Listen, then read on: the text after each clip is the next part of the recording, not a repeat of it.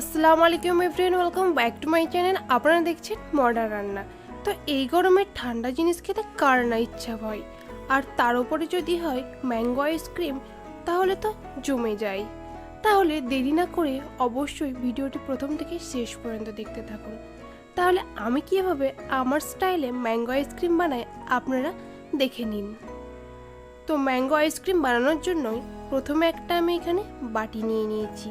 এবার এর মধ্যে দিয়ে দিব আমি 1 বাটি পরিমাণ ক্রিম। এখানে আমি হুইপড ক্রিম ব্যবহার করেছি।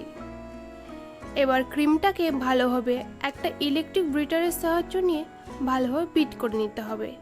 প্রথমেই স্পিডটা কম রাখবেন, আস্তে আস্তে স্পিডটা বাড়াবেন, দেখবেন একদম পারফেক্টভাবে এই ক্রিমটা তৈরি হয়ে যাবে।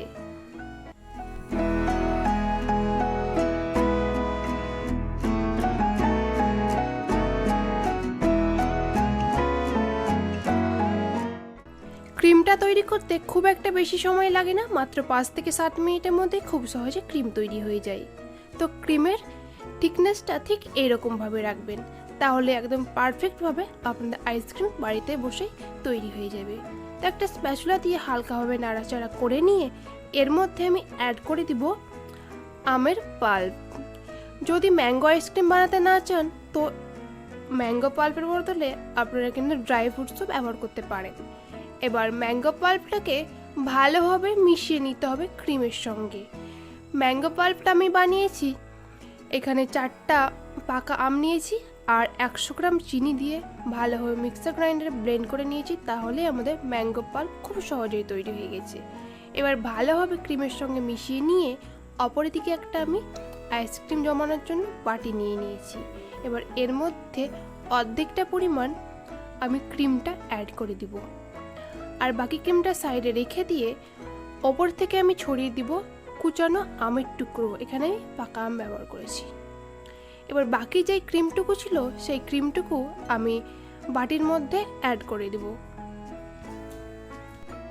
এবার হালকাভাবে হাত দিয়ে সেট করে নিতে হবে, আর এখানে 3 চা চামচ মতন ম্যাঙ্গো পাল্প দিয়ে দিতে হবে এটাকে ডেকোরেশন করার জন্য। আপনারা যদি ডেকোরেশন নাও করতে চান তো নাও করতে পারেন, অথবা ম্যাঙ্গো পাল্পের পরিবর্তে ড্রাই ফ্রুটস দিয়ে ডেকোরেশন করতে পারেন। এবার একটা কাঁটা চামচ দিয়ে ভালোভাবে ডিজাইন করে দিলাম, তাহলে রেডি হয়ে যাবে আমাদের ম্যাঙ্গো আইসক্রিম। এটাকে আমি ফ্রিজের মধ্যে প্রায় 8 ঘন্টা মতো রেখে দিব। হাতে যদি বেশি সময় থাকে তো ওভারনাইটও রেখে দিতে পারেন।